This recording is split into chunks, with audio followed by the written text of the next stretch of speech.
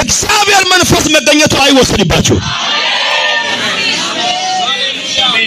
በአዲሱ ኪዳን ግን መንፈስ ቅዱስ አይወሰድብህም፣ መገኘቱ ግን ይወሰድብሃል።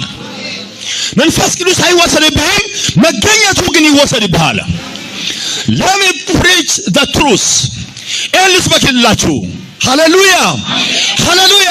ሐዋርያው ጳውሎስ እንደዚህ ይላል፣ ሁሉ ጊዜ ደስ ይበላችሁ፣ ሳታቋርጡ ጸልዩ፣ በሁሉ አመስግኑ፣ ይህ የእግዚአብሔር ፈቃድ በክርስቶስ ኢየሱስ ወደ እናንተ ነውና። በነከስት መንፈስን አታጥፉ፣ ትንቢትን አትናቁ፣ ሁሉን ፈትኑ፣ መልካሙን ያዙ፣ ከማንኛውም አይነት ክፉ ነገር ራቁ። መንፈስን ምን አታድርጉ? አታጥፉ። በብልባን ነው ኒው ቴስተመንት በአዲሱ ኪዳን መንፈስ አይወሰድባችሁም። መንፈሱን አታጥፉ የተባለው መገኘቱን ነው።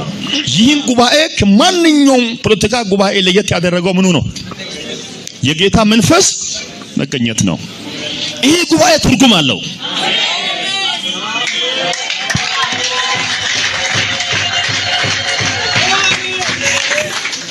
አንተን ከየትኛው አይዛብ ለየት ያደረገው የመንፈሱ መገኘት ነው። የብቸኛው ሚስጥሪ the mystery secret ብቸኛው ሚስጥር አንተን ከሌሎች ሴቶች አንተን ከሌላ ወንድ ለየት ያደረገ ምንድነው? የመንፈሱ መገኘት ነው።